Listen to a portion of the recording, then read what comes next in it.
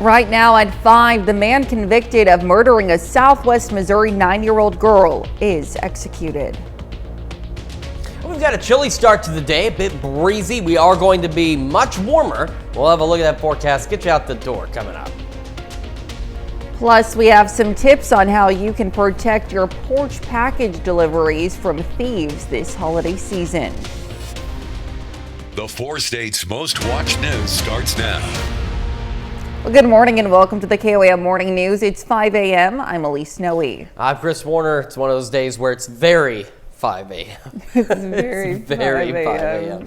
Of course, if you didn't see us last night, both of us in the Joplin Christmas parade. It was a lot of fun. It was so much fun. But, you know, because we've also got to be up at 2 a.m. We're so used to going to bed a lot earlier, and we man. were out a little bit later than we normally are on the weekdays. I'm getting too old to be out this late, but it was a lot of fun. Certainly Saw a lot of great was. people there. Hopefully, those of you who attended had a lot of fun. It was pretty darn cold, though. That wind was not helping at all.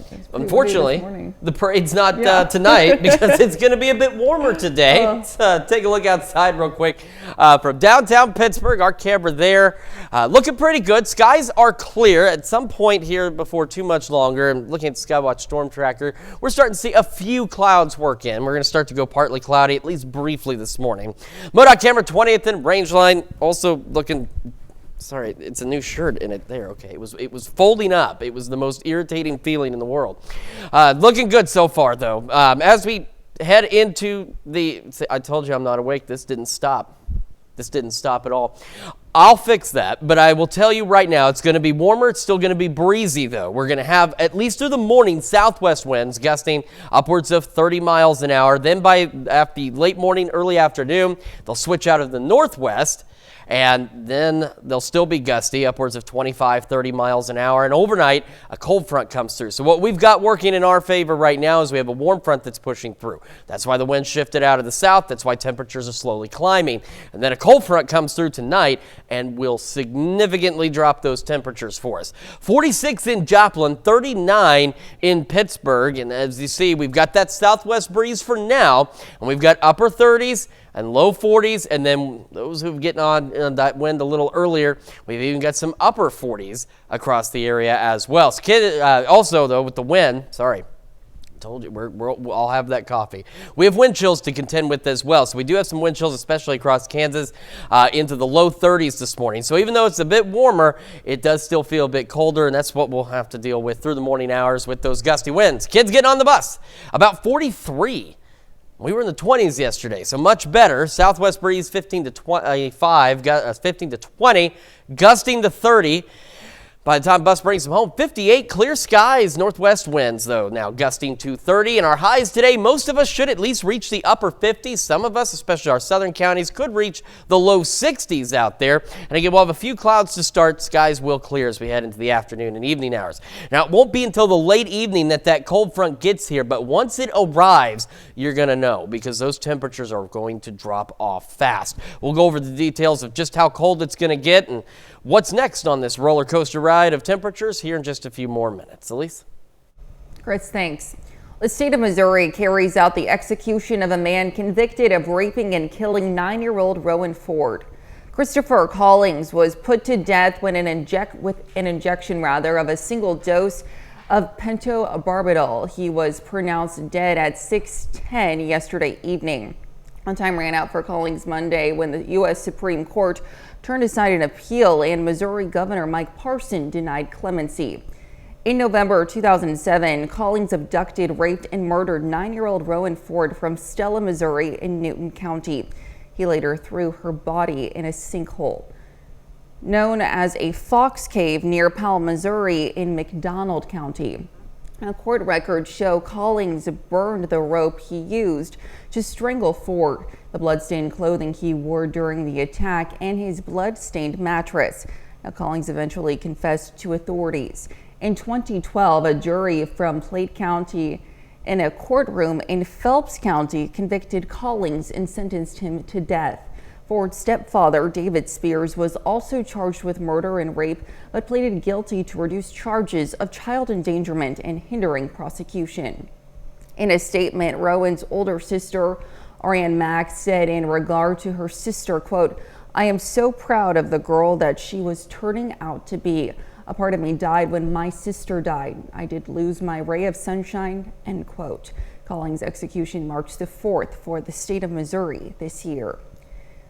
In Independence, Kansas, emergency crews responded to a structure fire at Independence Community College late Monday night.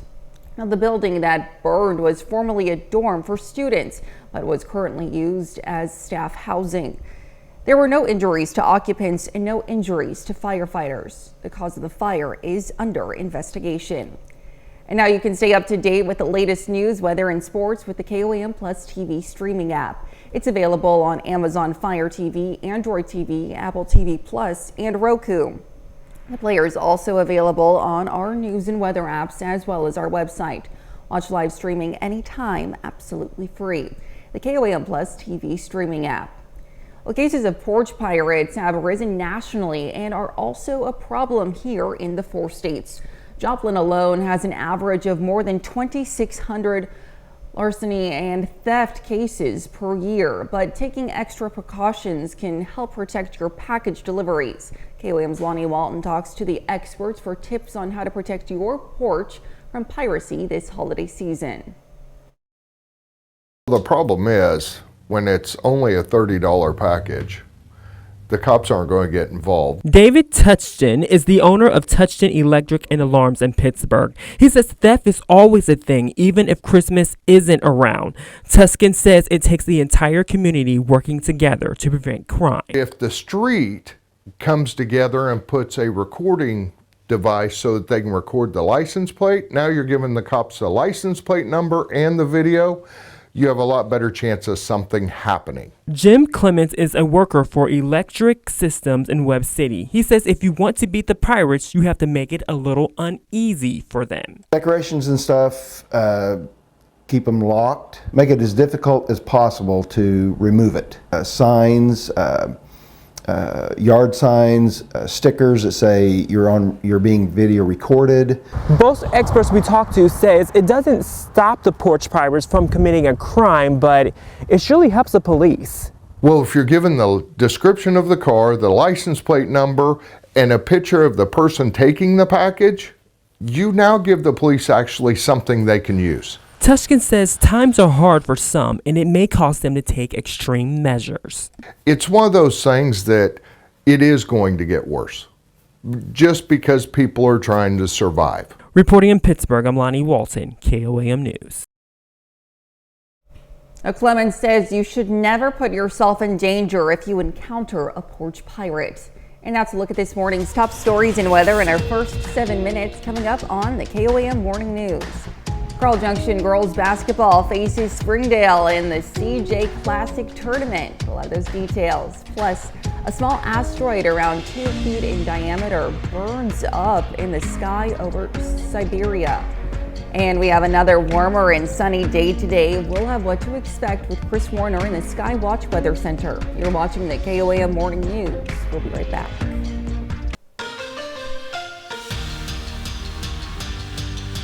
High school basketball still doesn't begin for another couple of days in Kansas, but over in Missouri, things are in full swing, and the 48th edition of the CJ Classic Girls Basketball Tournament tips off early this week. Day 2 of the CJ Classic, Nevada taking on Neosho, and the first points of the night belong to the Lady Wildcats. After a great passing display from Journey Burkhart to Becklin Garrett down to Journey Arnold, couple minutes later, more impressive ball movement. Garrett gets hit and the shot drops. Wildcats up 4-0, but Nevada's offense starts to heat up. Lucy Swearingen, the sophomore, drains it from beyond the arc to pull within 5, and a couple of minutes later, defense turns to offense. Ball poked free, and Swearingen hits up the lefty layup right before the end of the quarter. Heat check for Swearingen. She is on fire, and this game is tied. We go ahead to the second half. Tigers get another three-pointer. This time it's courtesy of Grace Anderson. Nevada takes down Neosho in a tight one. Final score 39-37. McCall Junction plays its first game of the tournament against Springdale from Arkansas. Who starts red hot from the floor? Opening possession, three-point jump shot. No good from Charlene Hudson, but Kiawa Owens gets it in the rebound, puts it back in for two. Couple minutes later, Hudson gets the friendly bounce on this three-pointer. Springdale opens up an 11-point first quarter lead, but CJ fights back. Desi Williams finds Jaden Howard at the top of the key for three, and she drills it.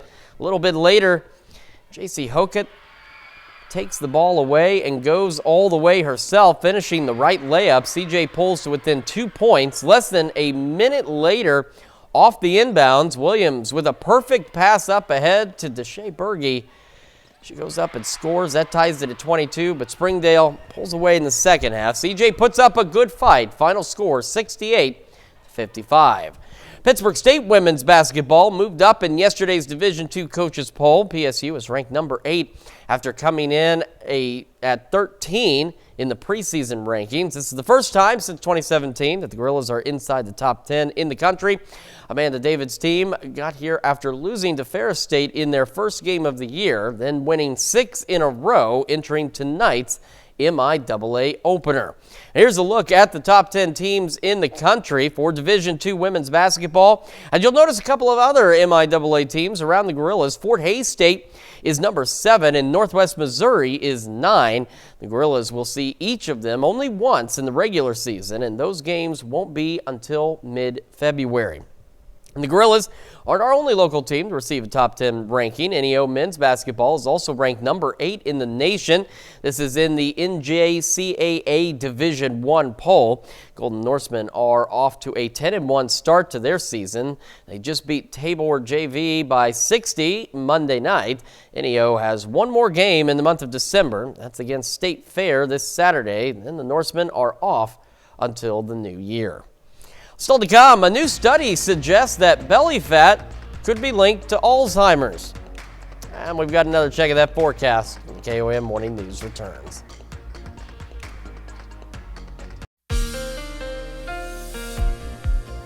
Welcome back to the KOAM Morning News. It's about to be 5:17 on this Wednesday morning. Future track. Still not a lot to show in terms of precipitation, but we will show you the temperature changes. So by noon, winds are already in the process of shifting on us, but we still will be warm as we head into the afternoon hours. You can see we're going into the upper 50s, maybe even some low 60s for our southern counties, but as we head later into the evening, winds will begin to shift out of the northwest on us and then eventually out of the north. There's that cold front pushing through. And look at what happens to these temperatures by this time tomorrow morning. Now we're back into the 20s, maybe even some teens in some locations. Temperatures, again, will actually fall between 5 a.m. and noon. They're going to fall back a little further, and eventually even more of us could be in the teens by the mid-morning hours. By noon, though, with the sunshine, it tries to help. As you can see, we're back up into the upper 20s and low 30s, and low 30s really look to be about the best we're going to be able to do. Now, here's the other side of this coin. It's going to be windy today. Not windy in, 50s. It's not too bad, but windy and teens and 20s, it's going to feel even colder because these north winds are going to be gusting out there upwards of 25 miles an hour for us. So, of course, it'll be cold Thursday night into Friday, back into the low 20s, maybe some upper teens again to start the day. And we go into Friday, it's going to be just a little warmer. You can see by noon, we got a few more low 40s on the board for us. We may even make the mid 40s out there, but it's still going to be a pretty darn chilly day. Quick look at temperatures right now, though. We are considerably warmer than where we were yesterday. We're sitting at 46 in Joplin, but that southwest wind gusting to 31 right now makes it feel like it is 38 degrees. That's the thing we have to contend with across the region is those gusty south winds. So we are warmer, upper 30s, low mid 40s in some cases. In Miami, for example, you can technically count that as the upper 40s. But then you factor in that breeze, and it does not quite feel like that. We've got wind chills into the low 30s, mid 30s. Not so bad in Miami, low 40s, but still, there is a bit of a nip to the air this morning with those gusty winds. We have a few clouds out there in the first half of our morning, so partly cloudy skies, around the mid 40s to start, low 50s by 11. That's the other thing. We're going to warm up pretty quick as we head into the afternoon hours. Eventually, again, highs for most of us into the upper 50s. Sunny skies and northwest winds out there gusting upwards of 30 miles an hour. When we go into the evening hours, skies remain clear, low 40s by 10, so it's not until that cold front comes through late tonight, after about midnight, that temperatures will then really drop off. Another 20 degrees will fall back in the low 20s, and again, maybe even some upper teens. North winds gusting upwards of 25 miles an hour. Now, I cannot really think of another way to describe whatever this is that we are doing with temperatures other than it truly is a roller coaster ride. And it is one that we're going on 5 straight weeks of not being able to level temperatures out across the area. You folks at home, you know what I'm talking about. Even in the summertime, we'll settle into 2-3 straight weeks of hot temperatures, and they're consistent. You know, they're only off by a couple of degrees each day. Even in the wintertime, we get cold. It stays that way. That has not been the case now going on 5 weeks straight across the area. Upper 50s, mid 30s, mid 40s, mid 50s, upper 50s, maybe some rain chances to kick off the next week. Near 60 again by Monday, and then another system rolls in. And take a look, temperatures fall right back down. Mid 40s on Tuesday, upper 30s next Wednesday, and then as we head into the end of next week, temperatures climb right back up again. Mid 50s by next Friday. Let's check your forecast. We're back with more right after this. Topping Health Watch this morning. Scientists are looking more into the correlation between belly fat and Alzheimer's disease. A pilot study analyzed 32 men and women in their 40s and 50s and the amount of abdominal fat they had. The research found that as belly fat grows, the hippocampus, or memory center of a person's brain, shrinks. And early signs of Alzheimer's disease may appear 20 years before any symptoms in people as young as their 40s and 50s. Therefore, reducing belly fat might be one way to fight cognitive decline. Tracking and building muscle mass could also be key. More research is needed. The risk of developing cancer rises with age, but an increasing number of younger people are being diagnosed with the disease, according to the American Cancer Society. And one cancer in particular is most often found among young men. Mandy Gaither explains why it's important for men at every age to be aware of testicular cancer signs. He's an Ohio State University sophomore and a proud member of the Buckeyes marching band. But last semester, Grayson Nemi knew something wasn't right with his body. Some soreness and just enlargement, and then eventually feeling a lump like while showering. At first, Nemi says it was thought to be a cyst, but an ultrasound and further testing revealed the lump was something else. Testicular cancer, and the disease had spread. He was just 19 years old. And it was definitely just scary, you know, especially with the type of cancer I had. It can impact reproductive health. It's estimated that about 1 in 250 men will develop testicular cancer in their lifetime. For the most part, it affects young and middle-aged men, with the average age of first diagnosis being around 33 years of age. But about 6% of cases happen in children and teens. These guys are usually healthy.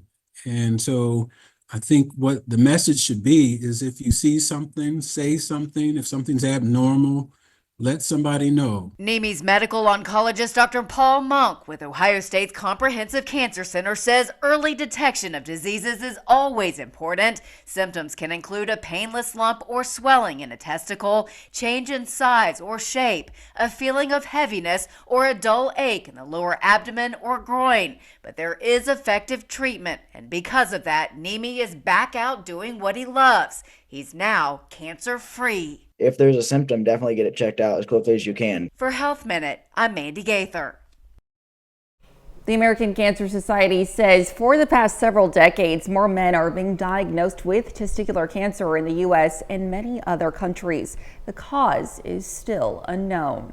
That's a look at some of today's top health stories. You're watching the KOAM Morning News. And we are watching a slightly warmer start to the day, a much warmer day ahead of us.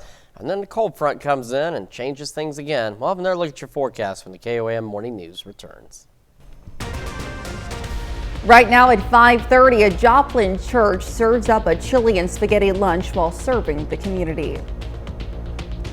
That temperature's a little warmer out there this morning, and we're going to be much warmer by the afternoon. A look at that forecast. Get you out the doors coming up. Plus, a Joplin organization hopes to end child exploitation with your help on this Giving Tuesday. The 4 states' most watched news starts now. Well, good morning and welcome to the KOAM Morning News. It's 5:29. I'm Elise Snowe. And I'm Chris Warder. It's Wednesday, December the 4th. How about that? Yeah, here we are. A few more weeks till Christmas. Goodness. Yeah. Exciting. I mean, after last night, I think, we might just sleep until Christmas. Might as well. Why don't we hibernate? Excuse me? Why do people not hibernate? 'Cause I think it's very unhealthy and okay. Well, I suppose maybe you should try it. I should try. We'll see what I'll try next year and see if I can hibernate for winter. Yeah, but I think you're right. We probably wouldn't do so well. But you won't want to hibernate today. In fact, if you got something you want to do, you got a little shopping, like in-store shopping you want to get done, today's your day to do it, okay? Because it's going to be really cold tomorrow. But we're going to be very nice today. Let's take a look outside from downtown Pittsburgh. You can see skies look okay. Again, checking the Skywatch Storm Tracker. We're seeing a few clouds out there on the satellite, but nothing too crazy yet. But we will eventually, at least briefly, go partly cloudy this morning. MoDOT camera, 20th in range line.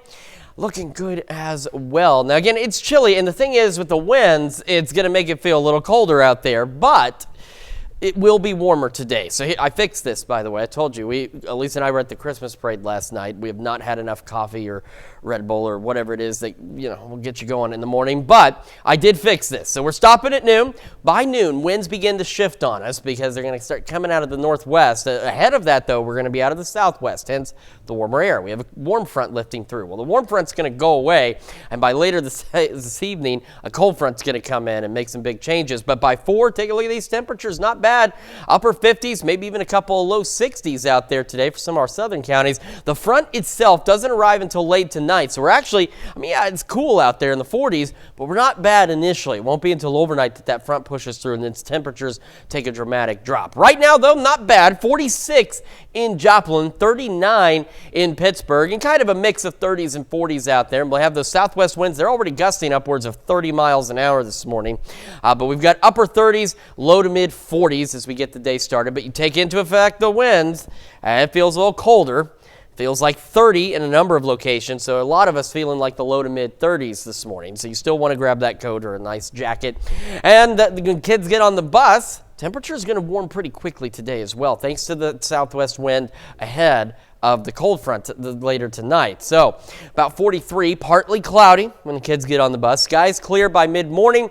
We're up to the upper 50s. Northwest winds this afternoon, gusting upwards of 30. The majority of us should at least make highs into the upper 50s, but again, some of our southern counties could even make the low 60s out there. Partly cloudy skies are about 10, then they'll clear out. Sunny skies, clear skies into the evening. Like I said, the cold front arrives tonight. Dramatic drop in temperatures, much colder tomorrow, and then we warm back up again. All of those details in the full forecast here in just a few more minutes. Elise? All right, thanks, Chris. Well, yesterday was Giving Tuesday, which is an annual day to encourage people to give back to their communities by supporting local charities and nonprofits. Rafa International is a nonprofit in Joplin, participated in Giving Tuesday, and their goal is to end the trafficking and exploitation of children. Now, they provide safety, education, and care to children impacted by trafficking and abuse in the United States, Thailand, Haiti, and more. Rafa, as well as other nonprofits, are looking to Giving Tuesday to encourage generosity. Encourage people to really think about your nonprofits here at the end of the year, and this is a great day to start that process, and just encourage them by going to their websites and giving a special gift. One Rafa International donor has agreed to match every donation on Giving Tuesday up to $20,000. So every donation yesterday will have twice the impact. A First Presbyterian Church hosted a charity luncheon to raise funds for the medical loan closet in Joplin. The church served spaghetti, chili, and more, and all the funds raised will go towards helping the medical loan closet continue to help others. The Medical Loan Closet provides medical resources for people who are underinsured or don't have health insurance. They provide canes, walkers, wound care supplies, and more to those in need. Highly invested in growing and in serving our community, and the aging community is, or the ill and sick community is a community that's sometimes neglected or overlooked. First Presbyterian Church partners with different organizations for their first Tuesday lunches to help them fundraise. Well, KOAM kicked off its annual Toy Box Toy Drive campaign yesterday. During our noon, 5, 6, and 9 o'clock shows, we reached out to the community to make the holidays a little brighter for some area kids. We were able to provide brand new toys donated by the community to families who need them. And we do this thanks to the generosity of the community and our partners. One such partner is Equity Bank. Just being able to get together and work with other people in the community to help give these kids the Christmas that every kid deserves. So we just enjoy it. We enjoy being able to be a part of it and help bring some joy to the kids. For more information on how you can donate money or toys to our annual Toy Box Toy Drive, just head over to KOAMNewsNow.com. After you donate to the KOAM Toy Box campaign, various nonprofit organizations around the area help to make sure those toys go where they're needed in our community. One of our partners in Southwest Missouri is the Salvation Army. It is warming to see the community pour out in so many generous ways. It just reminds me that there's a lot of good in humanity, a lot of giving and generous hearts. Our Toy Box Tuesday telethon continues every Tuesday of this month leading up to Christmas. And that's a look at our top news stories coming up this half hour on the KOAM Morning News. The Vatican prepares for the Jubilee Year opening ceremony, which is marked every 25 years. Plus, South Koreans took to the streets to protest after the president declared martial law. We'll have the latest. You're watching the KOAM Morning News. Topping World Watch, an asteroid spotted over Siberia burns up in the sky. The asteroid seen in the skies was said to be around 2 feet in diameter. The remarkable sight catching the attention of local residents. The space rock posed no threat to those on the ground as it soared through the night sky and burned up. Several objects the size of this asteroid are said to hit Earth each year. Well, the Vatican prepares for the Jubilee Year, which Catholics mark every 25 years. Vatican workers use mallets and chisels to break the cement and brick ceiling on the St. Peter's Basilica's Holy Door Monday. Now, they retrieved a metal box with a red ribbon tied around it containing 2 door handles, the keys to the door, and a coin. The Archpriest of St. Peter's Basilica, Cardinal Muro Gambetti, oversaw the ceremony. Now, the box was then moved and a drill was used to get into an interior box that held the keys. The door was last opened by Pope Francis for the 2015 Holy Year of Mercy. 30 million people are expected to make the pilgrimage to Rome for the Jubilee Year, during which they can pass through the holy doors. Well, South Korea in the spotlight after its president declared martial law in the midst of a deep political strife, only to lift it after intense pushback. Now there are calls for the South Korean president to be impeached. Connor Hansen has more from New York. South Koreans took to the streets to protest after President Yoon Suk-yeol suddenly declared martial law and clashed with soldiers while gathering outside the National Assembly. Through this martial law, I will rebuild and protect the Free Republic of Korea, which is falling into the depths of national ruin. President Yoon addressed the country, accusing the opposition party of paralyzing the government. He even accused some of siding with communist North Korea. The declaration was quickly denounced by both sides, including the leader of Yoon's own party. Hours later, Yoon lifted the decree after the National Assembly voted to end it. We are watching these developments with grave concern. We're staying in close, appropriate touch with our ROK counterparts. Yoon was elected by a narrow margin in 2022 and has struggled to move his agenda through the opposition-led parliament. The martial law declaration banned all political activities and allowed the president to take command of the news media. South Korea's military said people could be arrested without a warrant for violating it. White House advisors were keeping a close eye during the president's trip to Angola. Mr. President, anything on South Korea, martial law? Just getting brief. This is the first time martial law has been declared in South Korea since 1979 and the first time since the nation became a democracy. That's a look at World Watch. We'll be right back.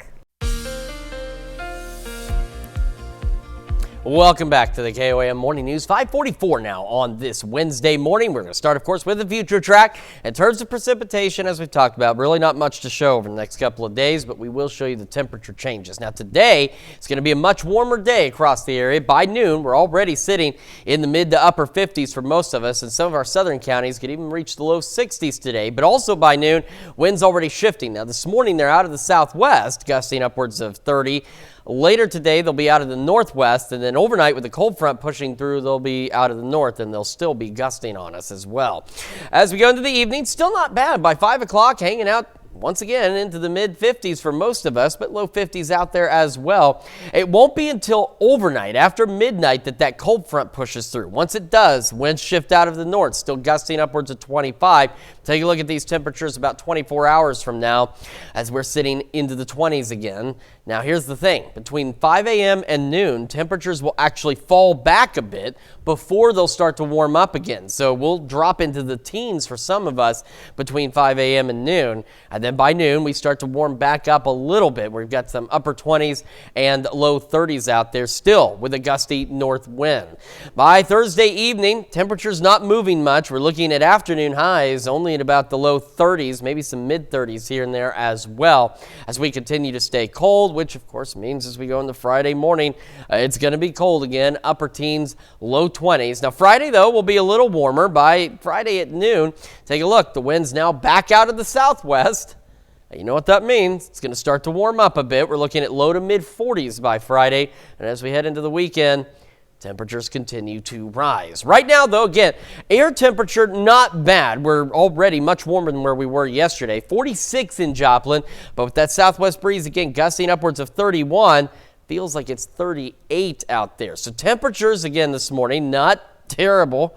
They're better. Upper 30s, low to mid 40s for most of us, but then you factor in that gusty southwest wind. We've got wind chills across most of the area, low to mid 30s. So again, it does feel cold as you get your day started. And as we get our day started, we'll go partly cloudy like this morning through about 9 a.m. and then clouds should begin to clear. Mid 40s to start, low 50s by 11. We actually warm up pretty quickly into the mid to upper 50s. As I said, most of us should make the upper 50s. Northwest breeze by this afternoon gusting to 30.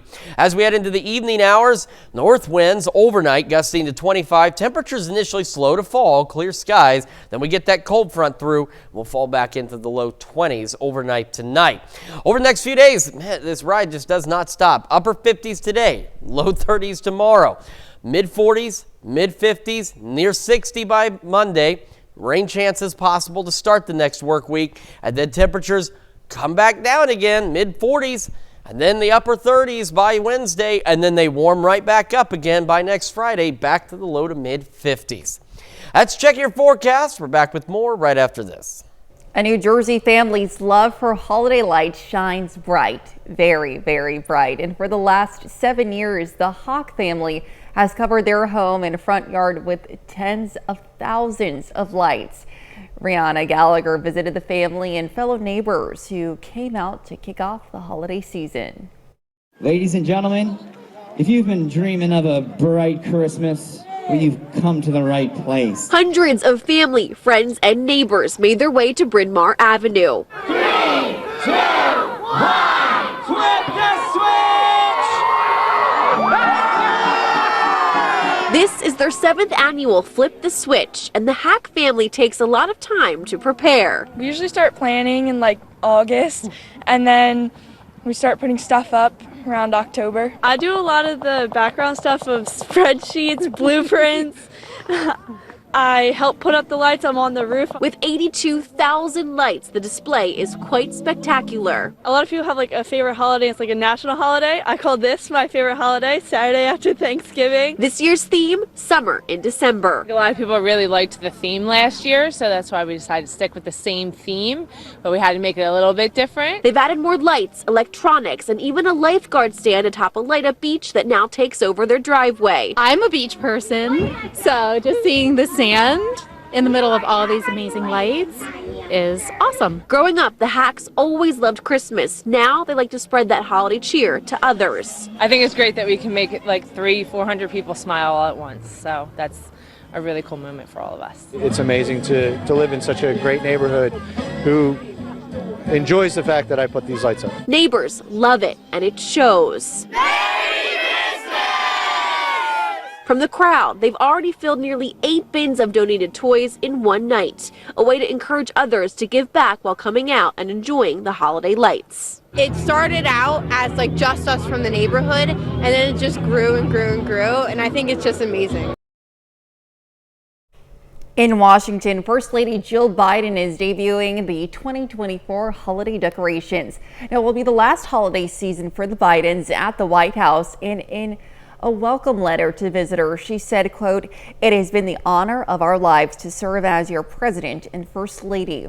Our hope is for the nation to be blessed with the peace and light of the holiday season." Washington correspondent Julia Benbrook shares a first look at the decor. It's beginning to look a lot like Christmas at the White House. First Lady Jill Biden unveiling this year's holiday theme, a season of peace and light. We are guided by the values that we hold sacred: faith, family, and service to our country, kindness toward all of our neighbors, and the power of community. The decor includes 83 Christmas trees, more than 28,000 ornaments, and over 165,000 lights. More than 300 volunteers helped create the Winter Wonderland.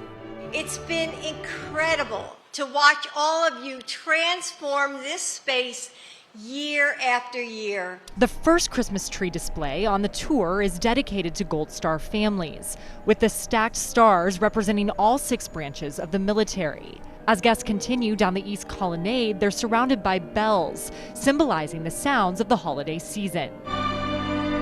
And in the Blue Room, the official White House Christmas tree, an 18.5-foot Fraser fir presented by Cartner's Christmas Tree Farm in North Carolina.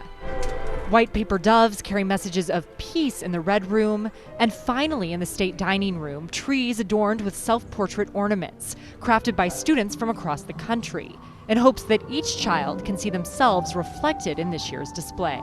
May our nation be blessed with peace and light this holiday season. Reporting at the White House, I'm Julia Benbrook. What a stunning display. Stick around, we'll be right back. Well, a family in a northwestern German town has broken the record yet again for having the most Christmas trees in one home. The Jeroman family held the record 6 times in the past, from 2017 through 2021, and again this year. The Record Institute for Germany confirming 605 trees in their home this year, with 120,000 ornaments, 50,000 lights, and thousands of Christmas figurines. The couples say the decorating process relaxes them and brings them joy. Well, here's a day many of us are quite willing to celebrate. Today is National Cookie Day. With the holiday season now in full swing, cookies should be easy to find, whether to buy or make yourself. Now, the name derives from the Dutch word koekie, meaning little cake. The cookie's history can be traced to the 7th century in Persia, not long after the use of sugar became common. Fast forward to the 17th century is when cookies made their first appearance in America. The popular cookies at the time, macaroons and gingerbread. Now there are so many varieties, including snickerdoodle cookies, oatmeal raisin, or the very popular chocolate chip. I got some great weather to bake some cookies, and if you want to maybe keep the house a little warmer, make it feel warmer at least, I would bake the cookies tomorrow because it's going to be much colder. For today, though, not bad. Mid-40s to start, partly cloudy skies. Those will clear out, low 50s by 11 a.m. We'll also have, through the morning, a southwest breeze gusting to 30. By this afternoon, it switches out of the northwest. Does not stop us from warming up, though, as we go with clear skies, upper 50s for most of us, maybe even some low 60s in our southern counties. Into the evening we go. Clear skies continue. Temperatures initially slow to fall, and then overnight, after midnight, a cold front sweeps through. North winds gusting upwards of 25 overnight. We fall back into the low 20s, maybe even some upper teens. We're only going to make the low to mid 30s for Thursday. Still breezy. North winds gusting to 25. Another cold night. Chilly on Friday, then we start warming up again as we head into the weekend. Upper 50s, near 60 by Monday. Maybe some rain chances to start the next work week. And then another cool down. Upper 30s by Wednesday and back into the 50s by next Friday. Let's check your forecast. We're back with more right after this.